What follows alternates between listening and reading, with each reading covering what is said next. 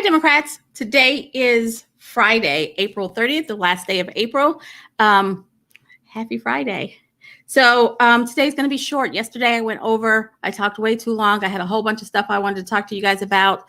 I think I got it all out yesterday. This has been a crazy week. I'm going to be honest with you. I don't really remember Monday. That's how crazy this week has been.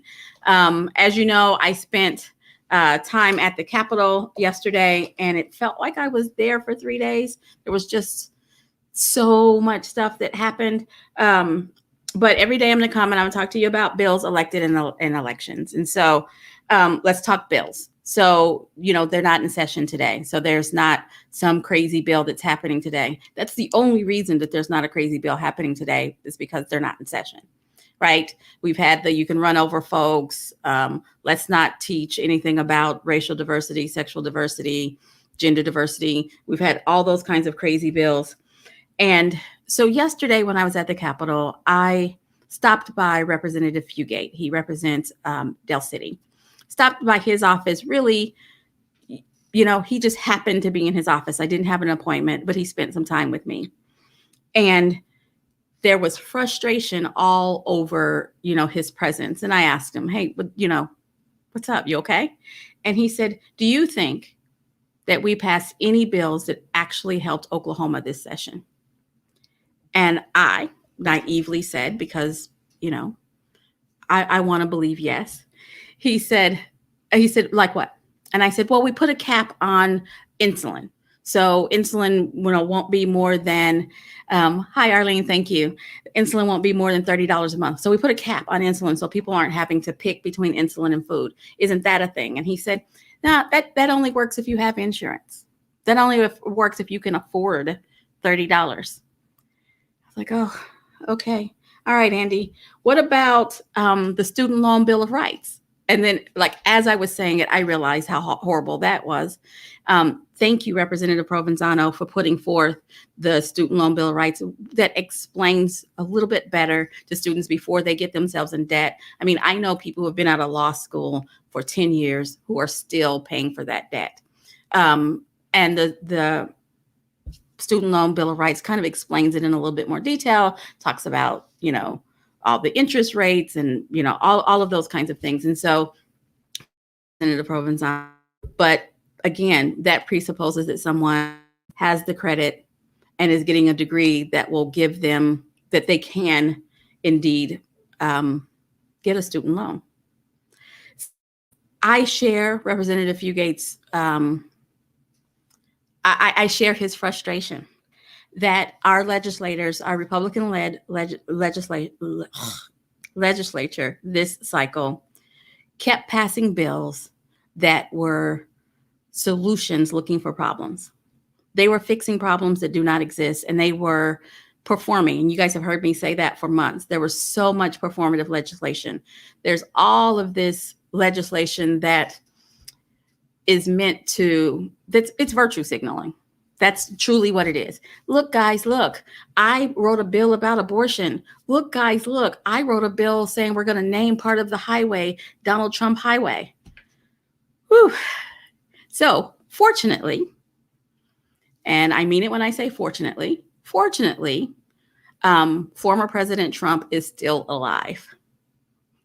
Yeah, that's right. I said, yay, Donald Trump is still alive. The reason why that's fortunate, beyond the fact he's a human being and somebody's dad and all that kind of good stuff, is that in the state of Oklahoma, you can't name a stretch of highway after a person until they've been dead for 3 years. So Oklahoma is not in danger of getting a stretch of highway named after Donald J. Trump for at least for the next 3 years. And I hope he lives for a very long time. I'll just leave it at that. I hope he lives for a very long time. I do not want to accidentally get on Donald Trump Highway. So there's that. So Governor Stitt signed legislation yesterday, I believe it was, that required that is making it a law that requires students to pass a citizenship test before they can graduate high school. Because somehow that's a thing and it's going to help us. It's not. We all studied that in high school and junior high. We all know that stuff. But I will promise you, I have been working for, decades since college, and no one has asked me to cite the Constitution. No one has asked me the citizenship test except for people that I know to get a job. And I haven't had to use any of that to get, keep, promote in a job. And I think it's galling that our legislature, who has put forth so many unconstitutional bills this cycle, that they put this one. They don't understand the Constitution. They couldn't pass the citizenship test. And again, it's more performance, right? It's just more performance that has nothing to do with actually helping Oklahoma. So that's my frustration for the week. I know you didn't check in for my frustration, but I'm sharing. In my conversation with Representative Fugate, he was telling me of plans that he has, and I will link, share it, beg him to come on here and talk about it. He's compiling a list. He's putting together a show to talk about the missed opportunities in this election cycle. The bills that were put forth that would have actually helped Oklahomans that either didn't get heard, got watered down, got blended into something else and turned it into something else. And so we have all of these missed opportunities. And I'm not pointing out the missed opportunities so we can be sad. I'm pointing out the missed opportunities so we can lobby our legislators, make sure that they understand that these bills are still important and that they'll put them up for the next cycle. Do whatever we can to make sure that they understand that we support them and we appreciate them supporting bills that help us. So that's my bills, elected. And now let's talk elections. Tomorrow is district convention. 5 district conventions all over the state. Please go out to our website, okdemocrats.org, convention or events, and it'll show you what time and all that kind of stuff of how you can participate in your county convention. Your district convention, or go to your county page. A lot of them are posting the links on the county page because you'll be able to watch most of them on YouTube or Facebook. Participate. You need to know who's leading the Oklahoma Democratic Party at all levels so that you can get involved. So I'm going to leave it. There's a whole bunch more elections, but I'm going to focus on tomorrow.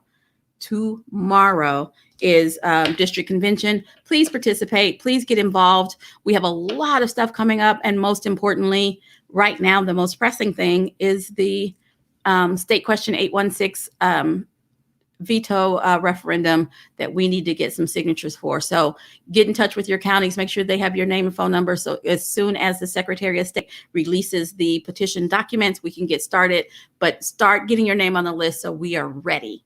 All righty. You guys have a great weekend.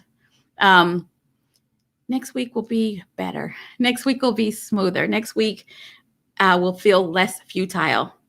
I think if I speak it into existence, we will all share it. You guys have a great weekend, and I'll be back Monday at 4:15.